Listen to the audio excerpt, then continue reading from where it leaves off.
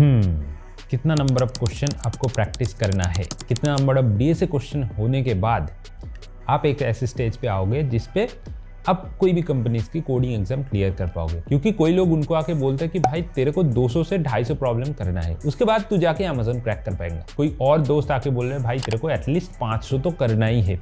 लेकिन कोई सीनियर आके बोल रहे हैं कि भाई तेरे को तो पता ही नहीं है, मेरा वो दोस्त गूगल क्रैक किया था, 800 से भी ज्यादा क्वेश्चन प्रैक्टिस किए थे। एंड कोई लोग आके बोल रहे हैं भाई मैंने तो code forces and code shape में 1000 से भी ज्यादा क्वेश्चन प्रैक्टिस की थी, उसके बाद मैंने माइक्रोसॉफ्ट भी फोड़ दिया। तो आज इस वीडियो में मैं आपको ये पूरा क्लियर कर दूंगा कि कितना नंबर ऑफ प्रॉब्लम आपको करने के बाद आप एक ऐसी स्टेज पे आओगे जिसमें आप कोई भी कंपनीज की एटलीस्ट कोडिंग एग्जाम आप क्लियर कर पाओगे। Interview preparation is a separate thing, but in this video will be specifically talking about how to clear the coding exam after how many number of questions you can solve. देखो, the first thing is quality matters over quantity. तो what does that mean कि आप जितना question practice करोगे कोई फर्क नहीं पड़ता। आप अगर क्वालिटी क्वेश्चन प्रैक्टिस करोगे तो आप 200 क्वेश्चन प्रैक्टिस करने के बाद भी Amazon फोड़ सकते हो, माइक्रोसॉफ्ट फोड़ सकते हो, कोई भी कंपनी इजीली फोड़ सकते हो। मैं आपको Geeks for Geeks से एक लिंक बताता हूँ जो कि है मस्ट डू कोडिंग सेक्शन। इसमें अराउंड 200 to 250 प्रॉब्लम है। आप इसको करने के बाद Amazon, माइक्रोसॉफ्ट, ओला, उबर, जोमेटो, स्विगी, पेटीएम जो कंपनीज है सब फोड़ सकते हो ऐसे ही। लेकिन इसमें एक कैच है, इसके अंदर बहुत सारे problems, maximum number of problems are medium to hard level problem. Easy problem बहुत ही कम है। So what does that mean कि आप अगर एकदम बिगिनर हो, एकदम बिगिनिंग से आप स्टार्ट कर रहे हो, द थिंग इज आप मीडियम लेवल क्वेश्चन को टच ही नहीं कर पाओगे। आप हार्ड लेवल तो दूर की बात है, मीडियम लेवल क्वेश्चन को ना आप टच ही नहीं कर पाओगे। ये मैं आपको लिख के दे सकता हूँ।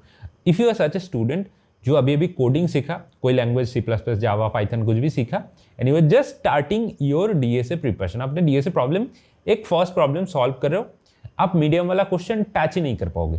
सॉल्यूशन तो बहुत दूर की बात है, अब ब्रूट फोर्स भी नहीं लिख सकते, ऑप्टिमाइज तो बहुत दूर की बात है। तो इसके लिए आपको बिगिनिंग स्टेज में क्या करना है, बिगिनिंग स्टेज पे आपको ज्यादा से ज्यादा इजी क्वेश्चन में फोकस करना है। लेकिन अगर आपकी सिचुएशन ऐसा है कि आप 4th ईयर में हो, आपके पास 3-4 मंथ बच्चा है फॉर द प्लेसमेंट प्रिपरेशन, या फिर आप इंटर्नशिप के लिए प्रिपेयर हो रहे हो 3rd ईयर से, आपके पास बहुत लिमिटेड टाइम है, तो आप इजी क्वेश्चन से स्टार्ट कर सकते हो। लेकिन आपको ज्यादा से ज्यादा मीडियम एंड हार्ड क्वेश्चन में फोकस करना है। In that case you need to follow quality over quantity. But if you are such a candidate जो कि फर्स्ट ईयर से कोडिंग स्टार्ट कर रहे हो या फिर सेकंड ईयर से कोडिंग स्टार्ट कर रहे हो, जो कि रिकमेंडेड है, ठीक है, second year is the ideal time.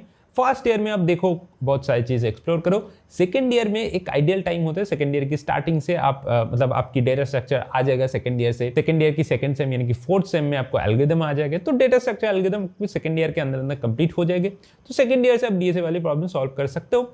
आप लीड कोड करो, गीक्स फॉर गीक्स करो, इंटरव्यू बीट करो, डजंट मैटर, आप क्वांटिटी में फोकस कर सकते हो। आपके पास जितना ज्यादा टाइम है आप उतना ज्यादा क्वांटिटी में फोकस करो।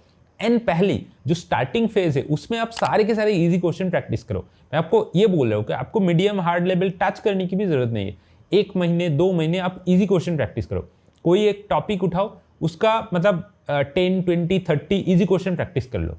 उसके बाद ना आपके पास एक फ्लो आ जाएगा कि how to write a code, how to just think quickly. अगर एक क्वेश्चन आपके पास है, उसको देख के सॉल्यूशन कैसे तुरंत आपके दिमाग में आते हैं, that easy questions will definitely help you. उसके बाद जाके आप थोड़ा थोड़ा करके मीडियम स्टार्ट करोगे, एंड आप एक चीज नोटिस करोगे कि आपको मीडियम क्वेश्चन का सॉल्यूशन भी बहुत जल्दी से आपके दिमाग में आ रहा है, because you have practised your easy question. Just like आप क्रिकेट की सोचो, आप अगर एक पुल शॉट खेलने जाओगे रोहित शर्मा की जैसे, आप अगर एक कवर डाइव मारना चाहते हो विराट कोहली जैसे, तो पहले दिन में तो नहीं करोगे। पहले आपको स्ट्रेट डाइव सीखना है, पहले आपको डिफेंस सीखना है, पहले आपको बॉल लीव कर कैसे करना है वो सीखना है, उसके बाद जाके आप एडवांस लेवल चीज कर सकते हो। तो द सेम थिंग यहाँ पे भी अप्लाई होता है। आपको पहले मीडियम हार्ड लेवल टच करने की भी जरूरत नहीं है, आप इजी क्वेश्चन से करो। आपके पास अगर टाइम है तो आप उसी करके 100 क्वेश्चन कर लो ना, सारे टॉपिक से 100 इजी क्वेश्चन प्रैक्टिस कर लो। उसके बाद जाके आप क्वालिटी में फोकस करो। पहले से ही आप अगर क्वालिटी ओवर क्वांटिटी में जाओगे तो भाई आपकी दिक्कत होगी, आपको मीडियम क्वेश्चन टच नहीं कर पाओगे, मीडियम क्वेश्चन को समझने में भी दिक्कत आएगा।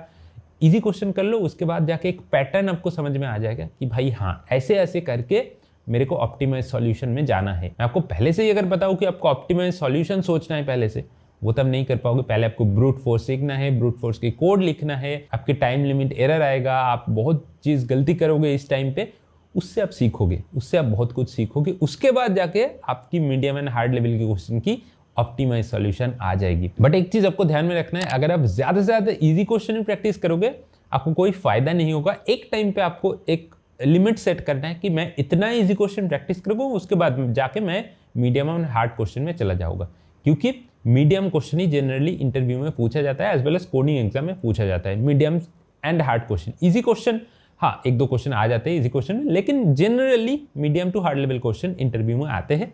हार्ड लेवल भी उतना ज़्यादा कोडिंग एग्जाम या फिर इंटरव्यू में नहीं पूछा जाता है। हाँ एक दो क्वेश्चन जो कि आजकल मीडियम लेवल हो गया, एक टाइम पे हार्ड हुआ करता था, लेकिन इतना बार पूछा गया था कंपनी के द्वारा तो वो मीडियम लेवल की डिफिकल्टी में आ गए। तो दैट्स वाई 100, 200, 300, 500, 1000 कोई मैटर नहीं करते। आप जितना क्वेश्चन के बाद कंफर्टेबल होगे that number will matter for you. वो नंबर आपके लिए एक हो सकता है, मेरे लिए एक हो सकता है और दूसरों के लिए शायद अलग भी हो सकता है। मैं IIT कानपुर में मेरा प्रिपरेशन के दौरान अराउंड 200 to 250 प्रॉब्लम सॉल्व किया था एंड वो प्रॉब्लम सॉल्व करके मैं Amazon की कोडिंग निकाला, माइक्रोसॉफ्ट की निकाला, VMware की निकाला, Oracle का निकाला, इंटेल के निकाला, ऐसे मतलब 10-15 डिफरेंट कंपनीज का कोडिंग एग्जाम मैं इजीली निकल पाया। But in my case I had a previous preparation. मैं स्टार्टिंग से 200 प्रॉब्लम सॉल्व करके नहीं क्रैक कर पाया। मैं इससे पहले भी बहुत सारे कोडिंग किया था।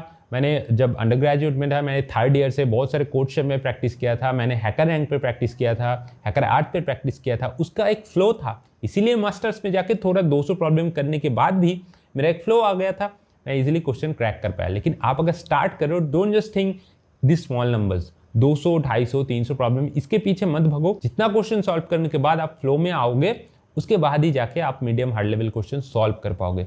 तो वो नंबर आपके लिए 300 भी हो सकता है, 500 भी हो सकता है, 1000 भी हो सकता है। Quality over quantity definitely matters, लेकिन उससे पहले आपको क्वालिटी जज करने से पहले आपको एक अच्छी क्वांटिटी में पहुंचना है। So in that initial phase quantity is obviously very very greater than quality and उसके बाद आप एक स्टेज पे आओगे जहां से quality will be very very greater than quantity.